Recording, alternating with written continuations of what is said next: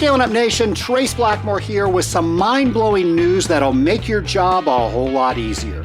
3 industry titans, Masters Company, Radical Polymers, and MFG Chemical have joined forces to create your ultimate one-stop shop for your water treatment needs. We're talking over 60 years of Masters Company's expertise in private label products and cutting-edge test kits. Radical Polymers' game-changing Inisha additives, and MFG Chemical's custom manufacturing prowess. These American companies are bringing you top-notch quality and reliability all under one umbrella. From blending and ultra-concentrates to specialized polymers and custom solutions, they've got you covered. And with multiple AWT Supplier of the Year awards between them, you know you're getting the best of the best. Ready to revolutionize your water treatment game? Head over to scalinguph2o.com/MFG. Once again, that's scalinguph2o.com/MFG. Trust me, you'll be glad you did. Every step you take is one they won't have to. The Global 6K for Water is happening Saturday, May 16th. Gather your team to walk, run, or roll 6 kilometers and empower people all over the world with clean water. Whether you join from the treadmill or your favorite trail, you'll join thousands of others around the world in an effort to end the world water crisis. Nearly 4,000 people die every day from diseases related to lack of safe water, sanitation, and hygiene. 1 out of every 11 people lack basic drinking water. Access to clean water changes everything, and you can be a part in that. To find out more, go to scalinguph2o.com/6K. Once again, that's scalinguph2o.com/6K. The Global 6K for Water, Saturday, May 16th.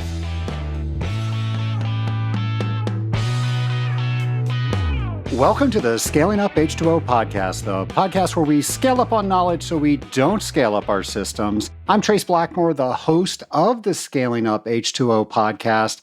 And nation, spring is right upon us. We are right in the middle of startup season, and that means cooling systems and even irrigation systems. A lot of our listeners are working with irrigation systems, are getting ready to come on at full force. And now the question is, how well were those systems laid up before they were put to rest? And I know most of our listeners out there were saying they were simply turned off, even though we had asked for certain procedures to take place to make sure that this time of year goes as smoothly as possible. Something happened, it wasn't able to be performed that way, and now we've got systems that need to be flushed, we've got rusty water, we've got all the things that are going through your head that now we are expected to deal with. One of the issues that will happen when things aren't laid up properly are piping systems will just totally decay. And then we have a problem right at startup or after the system starts running. And then, unfortunately, people forget that procedures weren't followed. And when there is a problem, well, it's easy to blame the water treatment. You heard it here, folks. When in doubt, blame the water treater. It is the adage that we all know about. And unfortunately, not everybody takes the advice during the end of the season, and then we have to deal with it at the beginning of the season. I know it's something you're dealing with. It's something I've always dealt with, and it's my hope that through constant communication, through pointing back to past service reports, to talking with customers, letting them know what the anticipated problems are, so then hopefully we don't have them, but if we do have them, we can point back to where we made comment about them in our previous service reports. And that's not to point fingers, but that's to allow everybody involved to think a little bit deeper so we can make better decisions when those decisions come up again towards the end of this year. So nation, happy startup season. I know we all love it. And hopefully it gets better a little bit anyway, each and every year. Somebody that's trying to make our life a little bit better each and every week is our friend James MacDonald, and here is a brand new Words of Water. Hello and welcome to Words of Water with James, the industrial water game show where I give you the definition and you get to guess the word or phrase being defined. Will you rise to the top or get blown down to try your luck another day? There's only one way to find out on Words of Water with James. Today's definition is an expression for calculating the solubility of a gas in a fluid phase based on temperature and partial pressure. Do you know the word or phrase?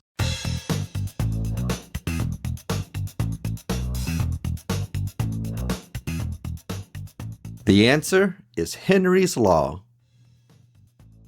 Okay, for those who got it correct, step to the right. For those who got it wrong, please step to the left.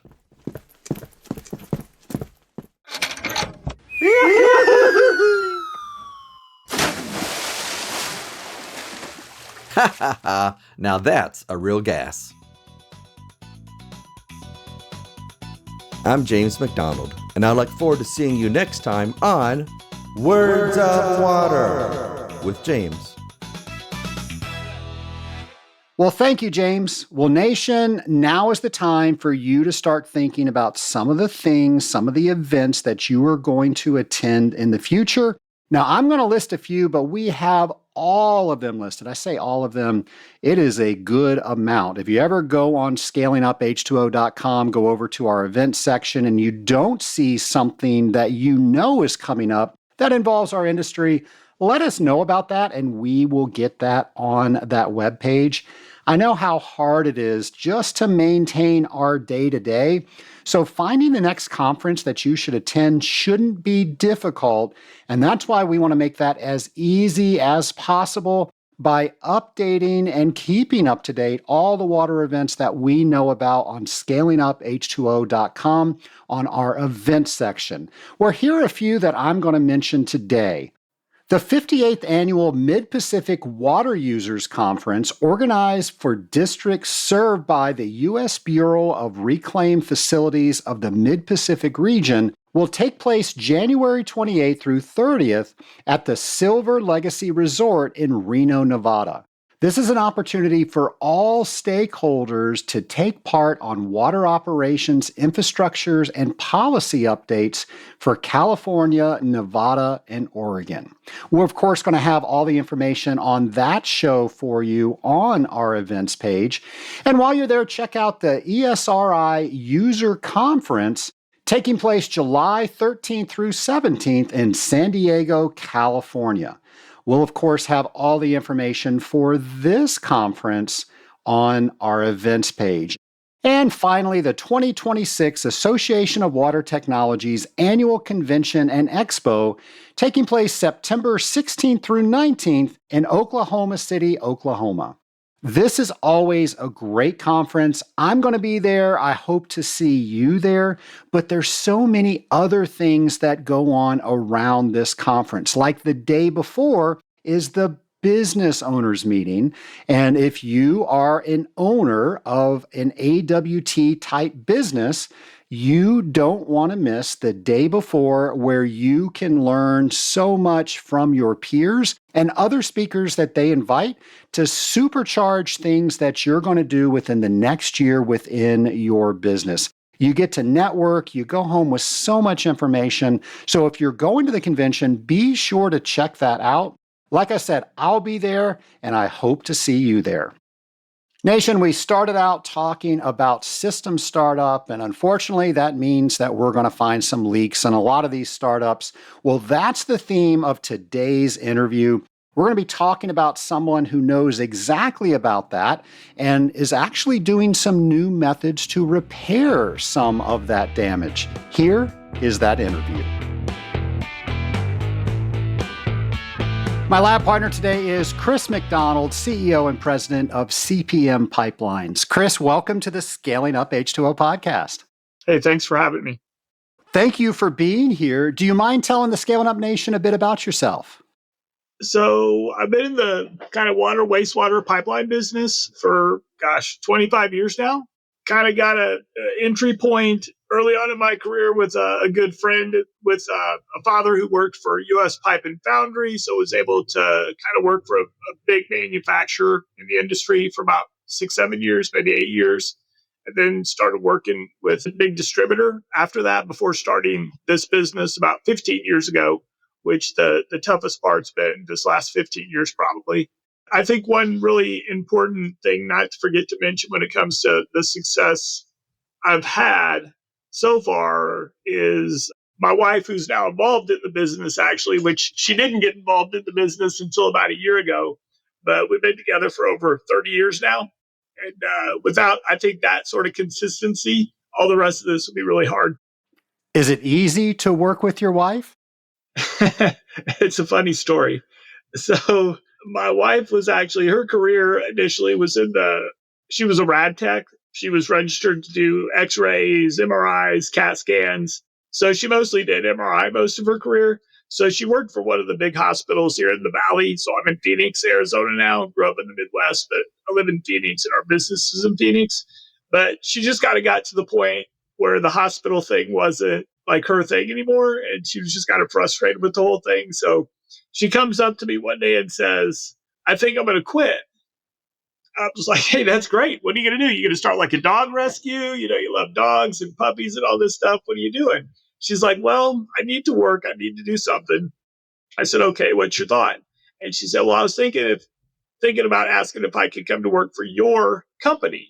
And I said, well, first of all, it's not my company, it's our company. So I said, let's make sure that's clear. And I said, second of all, I don't care if you work for our company, you just can't work for me. See, that's smart right there. Right. So you can come work in the business, but you just can't work directly for me. So we have some really outstanding young people in the business that Bella specifically, who like runs all of our office stuff, operations stuff. And she's just great. And I said, you can't work for me, but you can work for Bella. So she's like, hey, I'm fine working for Bella. So her and Bella have become really close and they're on Teams calls all day working on office stuff. And it's worked out good. There was one instance early on, though, like a year ago. I can't remember what it was exactly, but she comes into my office, kind of hollered about something. And I said, whoa, time out. I said, this is way outside my scope at this company. So I said, whatever it is that you have an issue with, you need to take it where the issue is, not bring it to me. So once that conversation was had and it kind of clicked, so we kind of keep ourselves separate. She works on her stuff on that side. I do my thing. So it works out pretty good. Sounds like good advice for anybody that's working together with a spouse. Now, what happened 15 years ago where you decided to start your own firm? My dad owned a grocery store my entire life. So he bought us a business when I was about 5 years old. He was probably in his early 30s. And I worked for him my whole up until I went to college and stuff. So I always have kind of this entrepreneurial side to me. So the plan was always to kind of start my own thing. I just didn't know what. I think one of the big issues you see with a lot of young people today, they don't know anything about much of anything, but they decide they want to go start something. And some of them are very successful because they start with something small and manageable that they understand and they grow it. But a lot of times they kind of want to jump into things that they don't have a lot of experience with or think they should get paid more without a whole lot of experience. So I think my goal initially was to work for a manufacturer, work for a distributor that's in our industry, learn both those sides of the business, which I was at one for about 6, 7, 8 years, one for about 5 years, and then find that opportunity within that industry to start. So that was always the plan. So probably the first year I worked for US Pipe, we were walking around a trade show and he was pointing out all these different products and things that were way outside of what we did. So I just asked, I said, why are we looking at all this stuff? Like, I'm still trying to figure out how fire hydrants and valves work, which is what I was specifically selling at the time. And he said, hey, if you want to start a business in our industry, you want to become a rep and represent different manufacturers. So it's basically the same job we do now, but you just represent different companies that you get contracts with. So I was like, okay, that looks like a pretty good opportunity. And that I had several people early on say that. And so that was kind of the goal. So learn this side of the business, learn the other side of the business, and then find that right stepping out point, which initially it was doing mostly like valve type work, which in our business, there's lots of valve opportunities, but there's lots of competition. So, I woke up one day, probably one of the best days of my life was when I woke up one day from a business perspective and realized if there's nobody else that sees value in what I do, whether or not I see value in it is irrelevant. So once that kind of clicked, and it took a long time, right, for me to realize that just because I thought there was value in how I talked to customers or brought ideas to customers or solutions, if nobody saw that, there wasn't any. So that kind of put me down a different path to try to find something that I thought was more solution driven than just selling a widget that 500 other people within a 5-state area sold. Now, what's the specific work that CPM Pipelines does? So now, fast forward 15 years, and really, especially the past 3 to 5 years, we've kind of shed all that stuff we used to do with widgets. Now we strictly focus on pressure pipe inspections and pressure pipe rehabilitation. So we have a contracting side to our business. We have a rep side to our business. We install products. We perform services with the inspection technologies that we have with different partners around the world. So we kind of hit all different facets of the business. And what's really kind of unique about what we've created as a team is there's a lot of companies that do inspections. There's companies that do rehab, but there's not really any that do both. So, and that was kind of the thought. We were having trouble getting people to look at, in a lot of cases, maybe products initially that we were bringing to the table. There was a lot of benefits to it from an operational perspective, but you couldn't get people to really engage enough to be able to show that. So we said, hey, why don't you just let us start looking at those systems? We can evaluate them, inspect them, assess them. We'll get a bunch of confined space gear, get some service trucks, and we'll go out and look at this stuff. And once we got them to let us into the structures where these valves were at the time, which was a specific air valve that we did, we could start showing them the problems they had, which a lot of times they didn't even realize, and then show them how the solutions we brought kind of solved the problem. So that's what sort of got the whole thing kicked off from a service perspective. And then it just kind of evolved as we were able to set up specific partnerships like nationally across the US, Canada, with some different inspection technology companies. And then also the lining systems that we offer are very special and unique. And we have exclusive agreements with these across the US and Canada as well. So it got us really focused in on an industry that has a huge, problem. I think, what are they estimating the shortfall right now for infrastructure? Like $400 trillion over the next. I think I've heard a number around there. Yeah. So agencies don't have the financial resources to simply start ripping all this stuff out and replacing it. So you really have to figure out how to find out where the problems actually lie and come up with cost-effective ways to address it. So rehab solutions, especially trenchless rehab solutions, tend to save municipalities and industrial clients and lots of different pipe owners across the country. I mean, you'll save about 50% over traditional dig and replace and can get the project completed much, much quicker. Like a 6-month dig and replace project on a trenchless rehab project for us or one of our contractor partners, which like SAK Construction's big contractor partner of ours nationally, that job can get completed in maybe 6 weeks instead of 6 months. So we can really reduce the schedule, the costs go way down. So the only way agencies are going to dig themselves out of this huge hole that's been created by how communities develop really is what's caused it, in my opinion.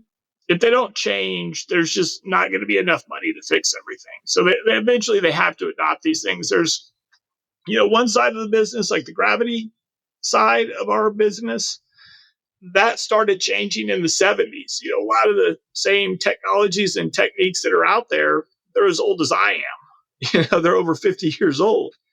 But the pressure side has been really slow to adopt some of these things because of there's just lots of different issues. There's access issues. There's you can't access the pipes. The pipes are all pressurized, so it's hard to take them out of service. It's hard to set up bypasses. So there's just been a lot of challenges that kind of kept the adoption on the pressure pipe side way behind. But I think with some of the new stuff that's out there, that's starting to change. You're starting to see a paradigm shift. But as we all know, if you look at like the revolution of sciences and revolutions in sciences, those paradigm shifts sometimes take generations to happen because you'll have people that still want to hang on to the old way of doing things despite quantitative data that shows this is a better approach or a better way to calculate something. But it still takes time for these things to happen. So it's a heavy lift, but I think it's worthwhile. And it's, if you could, we just had a recent project actually that really demonstrates why we do what we do, because we were able to inspect a force main and really see where the problems were. So we've done a lot of inspections with these different technologies, but a lot of times the information comes back and the pipe's actually in good condition. So it's great for the client. It saves them a lot of money, but at the same time, it doesn't really give us an opportunity to demonstrate the true value of what we do. It just kind of shows half the story. But we had a recent inspection that we had a force main that was in really, really poor condition. Half of it was in bad condition, half of it was in really bad condition. But we were able to show with this like high resolution inspection how we could really pinpoint rehab to a specific location. And it saved this small agency that was only about 20,000 people, it saved them almost $10 million on just one little project. What some people would consider a very expensive inspection, which was about $300,000. But once we figured out where the problem was, it's only going to take about $3 million in a couple of weeks to rehab it. That's why we do this, to try to find those exact situations and show how they can change their approach and create a lot of efficiency and, the buzzword sustainability and all these other buzzwords out there. This is actually doing that in a way that's unique and that really hasn't been available before. I remember reading about that $4 trillion number. You can't even conceive that much money. So obviously, all the replacement's not going to take place because that's a huge dollar amount. Do you think the solution is more localized plants and less centralized plants? What do you think in the future we'll start seeing? That's a whole nother topic. Centralization versus decentralization on like plants and processing and stuff like that. Because you have a lot of big agencies, especially like on the wastewater side, right? But those having that big centralized system or centralized place that you're sending everything to comes with a lot of piping, a lot of traversing roads and rivers and railroads and streets and all this stuff you have to go in and under, which that's where like we come in and we really shine when it comes to fixing this stuff because we can do those types of pipes with that type of geometry.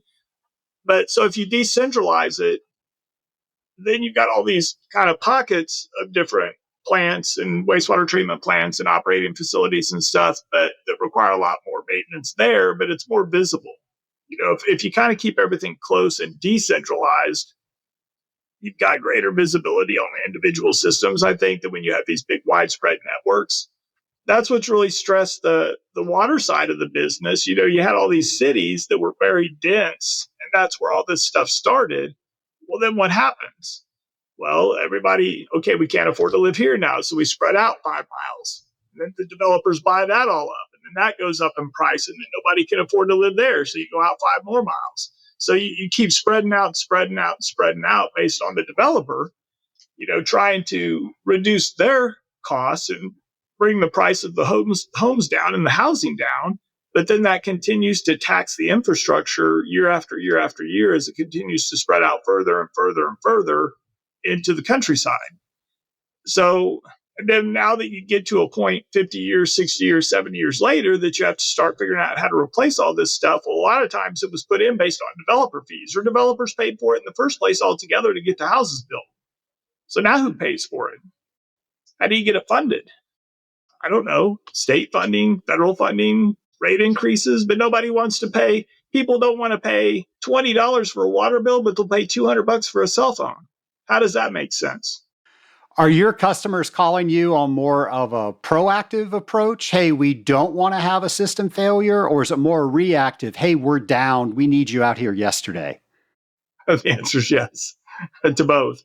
So one of the things we talk about a lot when we're kind of talking about these ideas or concepts, you don't want to invest too early, you don't want to invest too late, and you don't want to invest too much.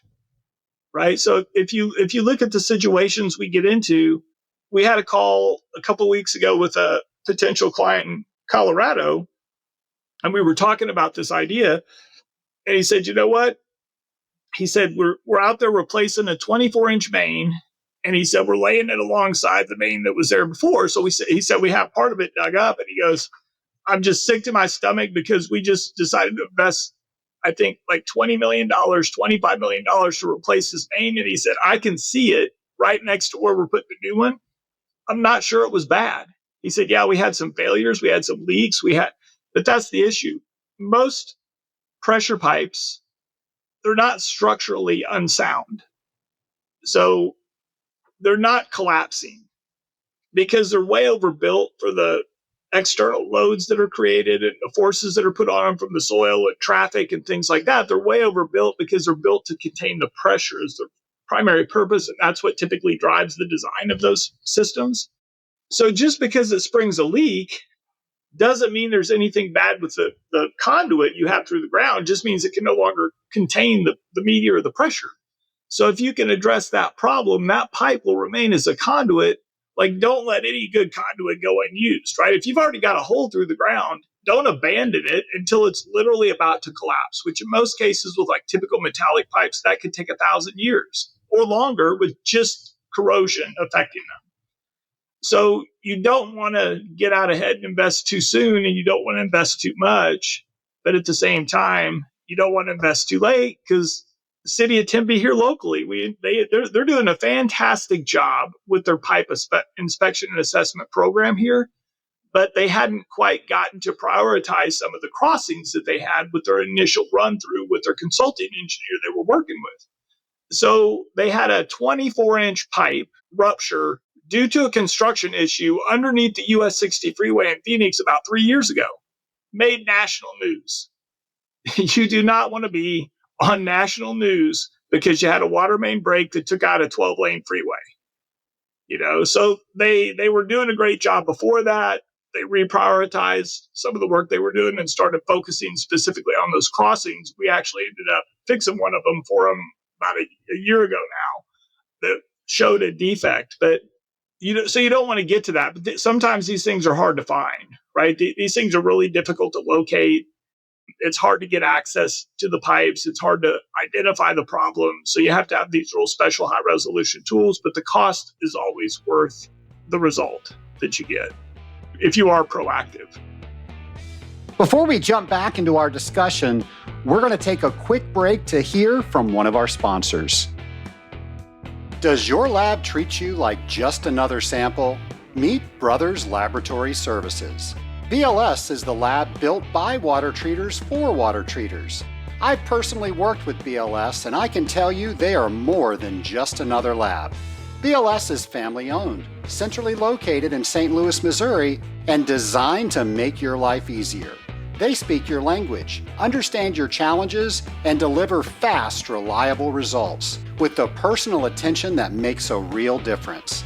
Their AWT certified CWT experts will help you create custom test packages that save you time and money. And because BLS operates independently, confidentiality is guaranteed. No sensitive client data required. With competitive pricing, streamlined ordering, and dependable results, you can stay focused on what matters most, growing your water treatment business. Ready for intelligent analytics and results you can trust? Visit scalinguph2o.com/BLS. Once again, that's scalinguph2o.com/BLS. Reach out today to connect with a real expert and experience the Brothers Laboratory Services difference. Let's jump back in right where we left off. Now, the customer you mentioned earlier, they abandoned maybe a usable pipe. They put a new pipe in. What would your company have done if they consulted with that? Okay, so back to kind of what I said about us being very unique in our space. If you reach out to an inspection company and say, we like to inspect our pipe, they're going to inspect the pipe for you. If you reach out to a rehab company and say, we want to rehab the pipe, they'll rehab the pipe for you. If you reach out to CPM Pipelines and say, rehab a pipe, our first question is, have you inspected it? Most of the time, the answer is no. It's so unusual that somebody has inspected a pressure pipe properly prior to making a decision to do something with it, but it's commonplace with a gravity sewer pipe. They would never think of putting a cured in place pipe system through a gravity sewer pipe unless it had been inspected first. So it's a kind of shift in your thinking and applying some of the same successes we've had on one side of the industry to the other side, but it's just not commonplace. So we're going to ask if it's been inspected, why they decided they want to rehab it. The other thing too, because we do both, we can kind of analyze the costs of both. So sometimes a pipe isn't worth inspecting. I mean, we'll have somebody call and say, we have 1,000-foot, 4-inch force main. How can we inspect it? And it's like, well, you can just rehab it for a couple $100,000, and any kind of inspection you're going to do might cost you 100. So you might as well just fix it and give it 50 more years of life because the cost analysis doesn't work out to inspect it. But that's very, very unique to our business because of the fact that we do both. How do you find new clients? I mean, there's so many tools we use now. Gosh, I thought I was thinking back the other day to like when I first started working for US Pipe, and this was in, not decade. I mean, it was decades ago, I guess, but like in the late 90s. How did I find customers in the late 90s? They handed me a book that was a municipal directory that said, here's every city in the state of Missouri and the state of Kansas. Pick up the phone, go see them. So you had no information. I mean, zero information about the people, the problems. I mean, you just went out and got in front of as many people as you could, did your demonstration with your hydrants and your valves or whatever you were selling, and hope for the best, right? I mean, that was it. At least today, what's great, I mean, there's so many tools out there there's systems that use AI to kind of scrub through back in meeting notes with cities and agencies and then produce reports for us. So we're not typically like a lot of companies in water, wastewater, industrial, like follow like Dodge reports from McGraw-Hill or CMD reports, but those things are all posting projects that have already been developed, the treatment plant, the pipeline. So it's already through the whole process. It's going out, design, bid. Our business isn't built like that, at least not now because it's so new. So we're developing projects from the beginning. So we'll find articles. Somebody had a force main failure. Hey, reach out to the public works director over there. Ask them if they've thought about doing inspections. Do they have budget yet for this sort of stuff? That's the big challenge. Nobody has budget for it. They have budgets for gravity sewers. They don't have budgets for inspecting and rehabbing pressure pipes, but they have capital budget to replace things. So that's one of the big, challenges we face. But, I'll run searches on search engine stuff or chat or, hey, send me a report every day of the top 10 force main breaks or sanitary sewer overflows. So there's just so much information available now that it used to be. So, I mean, we use social media stuff, LinkedIn or whatever to try to find contacts or opportunities. There's Zoom info. There's so many tools out there to try to kind of dial in and prioritize who you reach out to. And even with that, it's still not easy. I think, if you look at all the tools that are available to us, people be like, oh, you should just be able to like zero in on that specific person at that specific agency. But every single agency is different. And that's what's challenging about the water wastewater business in America. Companies in Europe, they stay away from us because they're so perplexed with how big it is and how separated it is and how decentralized it is when it comes to like just agencies and contacts and titles. And so it's really complicated. I mean, we probably have spent more time focusing on the industrial side recently just because of that, because they have real problems, they have money, and they're ready to fix things. Water wastewater agencies, they can kick it down the road and there's no consequence to that until it's really, really bad. Until it's a 12-lane highway in Arizona. And even that was with an agency that had a very proactive program. They just had a random construction defect. And that's another good point to bring up, though. You can do all the Monte Carlo, like modeling and all this other stuff, but so many of the failures that we see on pipes are random. And they're not random so much as they're just like construction related. So it's not like you see things happen gradually over time, and then you can just kind of see how something's deteriorating over time, and then eventually it fails. Now, at the end of its life, it's going to get to that point sooner or later, but most of the first failures in the first 30, 20, 10, 20, 30, 40, 50 years, it's mostly construction related. Something that got damaged, something that got missed during inspection, it goes in the ground, that leads to the failure. So how do you find that? Like, we can pick up big, broad areas of corrosion across pipes. That's easy.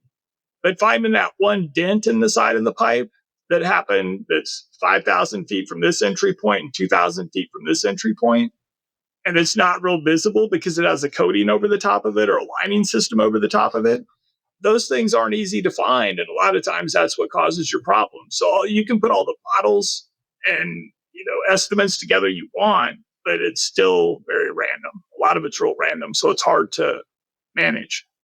So with that, let's say there's an industrial customer that's listening right now and they don't have pipe inspection on their radar. Should they? So it depends on which market you look at. If you look at gas and oil, those big critical pipelines are regulated, right? They have to perform inspections on a regular basis as part of their permitting and part of their operation. So they already do high resolution inspections on a lot of critical pipes like that. But those same companies have a lot of unregulated pipes throughout their system. That's what we do a lot of. For example, like the cooling tower pipes in a power plant. Those aren't regulated, but you have to have cooling towers operational with water coming to them and going back from them, recircuit for your power plant to operate. So they're critical to the operation. They do shutdowns, they do a lot of inspections, but a lot of the stuff they do, they do a lot of repairs, but they kind of patch over it because they know they're going to shut down again in a year. They can look at it again, and if it doesn't last, they can readdress it. So there's a lot of, I think, waste because they just kind of get into this typical routine that's just systematic over time, and they don't look outside the box for solutions sometimes when they're out there.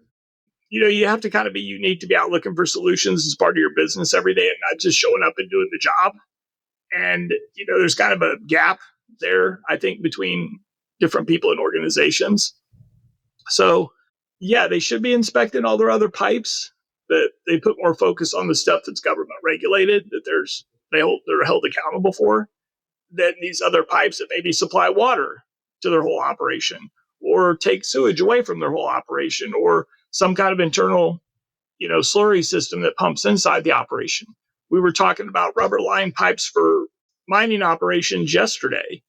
Like, we have systems that we can pull into those pipes quickly versus tearing them all apart, relining them and putting them back.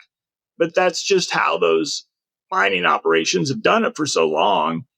You just have to get it. How do you find the clients, right? You got to find that guy, usually through an existing contractor, but the existing contractor may be the guy that's been rubber lining the pipes for 20 years and making $1 million a year relining the guy's pipe with rubber.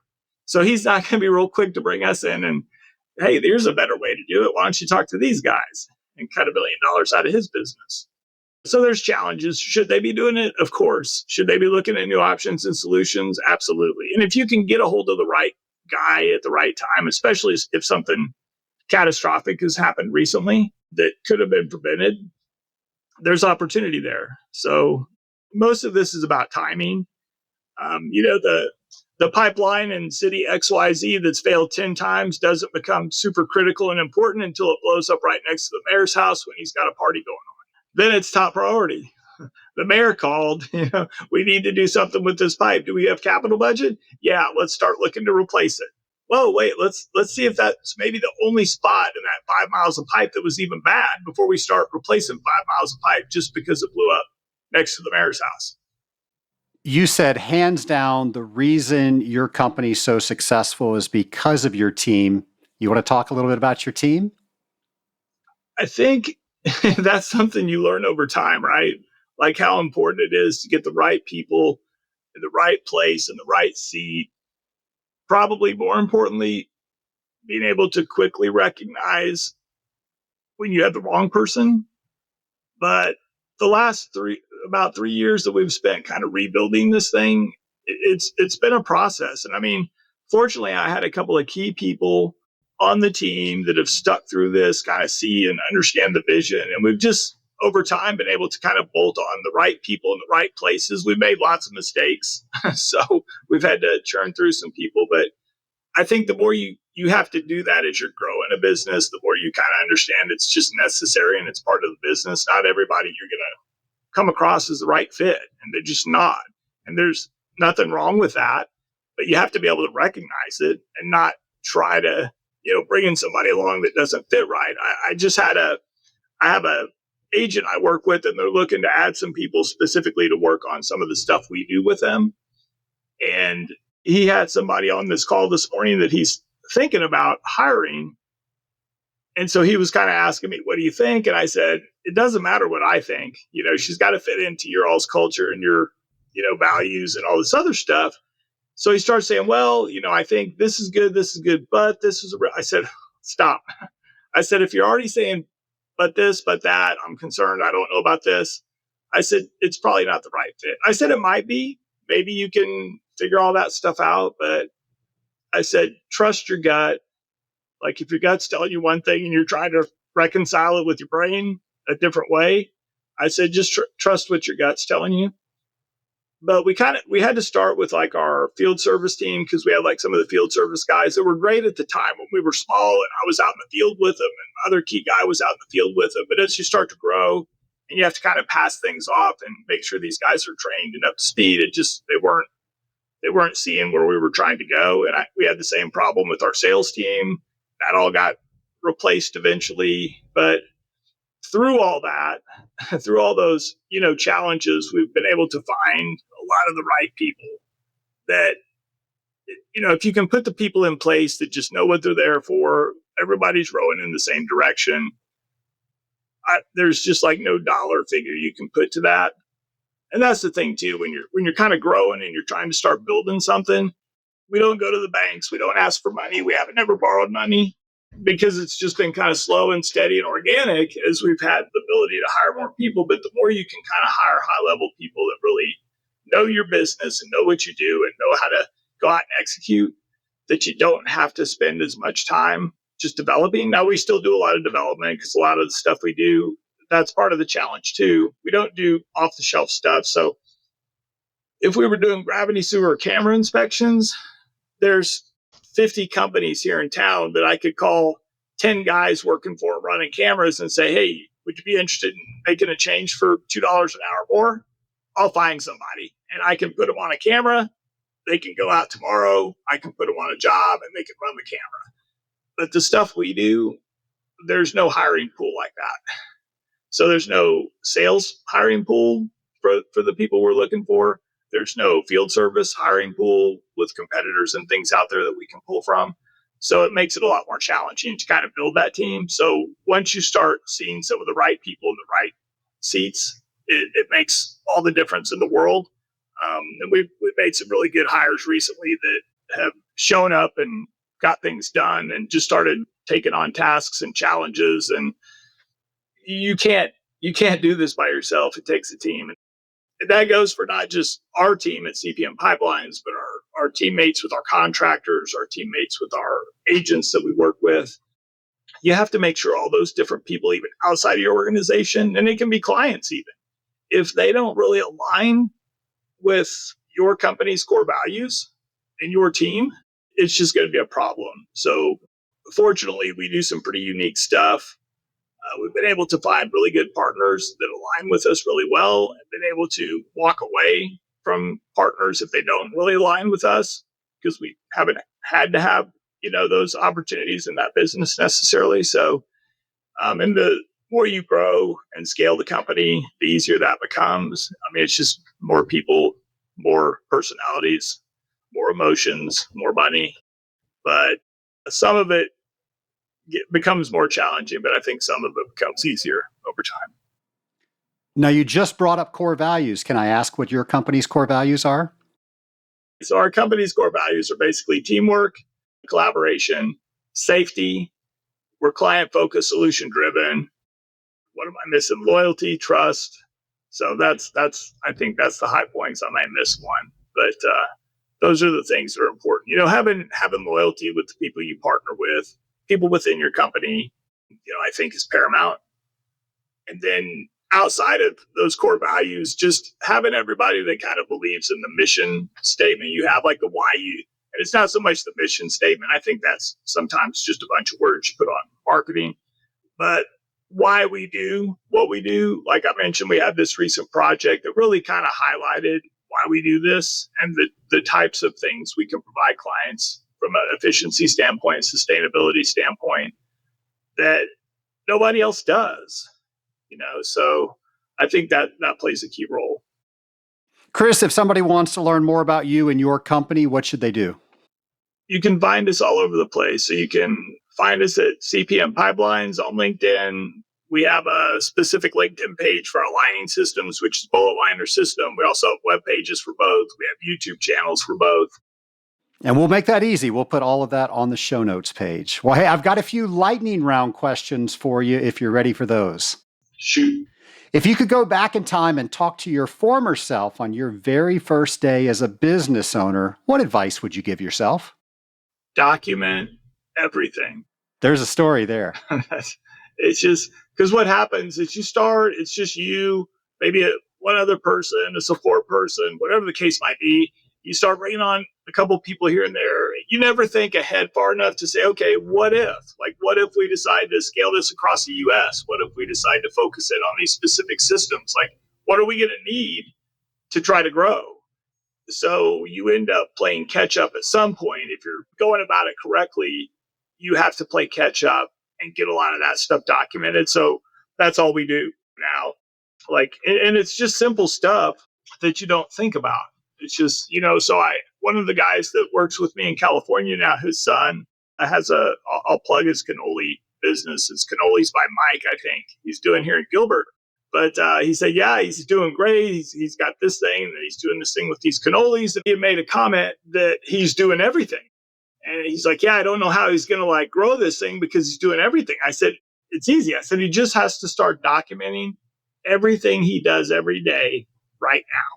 I said, if he can just write down, how did you find this customer? How, the questions you were asking me, how do you find clients? How did you find customers? What's your process for doing a party or whatever, where you're bringing these things to the event? Just document it. Because if you've got it documented, then you start bringing on more people. You don't have to sit there and teach every single person, every single step. You can say, okay, go sit down, read through this. I'll sit down with you in a couple of days. We'll go through everything. You can refer back to this. So just having that information available to people as you try to start growing so they can understand what each role is and what they're doing is so important. That's just something that we missed. It's a great advice for everybody that's listening. What are the last few books that you've read?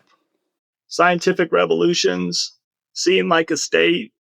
I have a textbook on mechanic or material properties. It's about 400 pages. I'm dreading because it's supposed to show up on my desk Sunday. And it's going to be miserable. But what I do is so engineering driven that the better I understand a lot of the engineering side of the business. So I went to business school, so I don't have an engineering degree, but most of the people we interact with are engineers or consultants. And it's just understanding that stuff better so you can have a intelligent conversation about it. I don't have to run all the calculations myself. That's what I have ChatGPT for.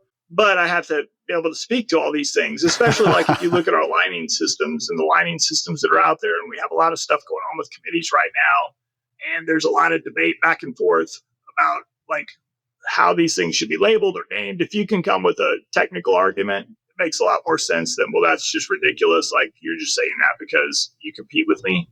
So you better have a good technical argument for your stuff. And that's what I really focus on.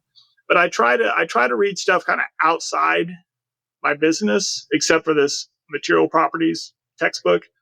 But because I can find concepts that I can relate to my business, like one of my favorite books is Anti Fragility, which is part of a 4 series. I think the author was Talib, and it's Anti Fragility, Black Swan. But Anti Fragility talks about, it's a lot of stories and philosophical things about like what's fragility versus anti fragility. Well, anti fragility, it's not like robust necessarily, but the way I interpret it is shake it up, break it, make it better. That's going to create anti fragility versus something being fragile. Like Seeing Like a State was about modernism and urban development.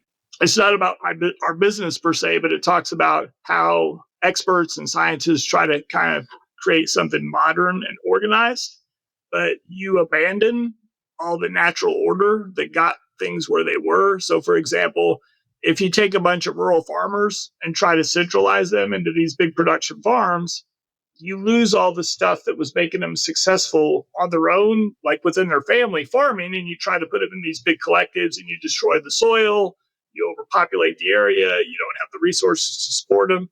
So that's why they're not, despite the fact that it looks more efficient to do it that way, sometimes it isn't, because the natural order kind of had a way of working everything out. Like agriculture, planting trees, when they first started doing high production tree planting, they cleared the forest. Well, all the stuff that they cleared was the stuff that kept the soil alive, right? Or made it productive. So once you take all that out and just start planting rows of trees, you destroy the land over time. And then it takes a generation to destroy it, but then it takes another generation to get it back once you realize the mistake you made.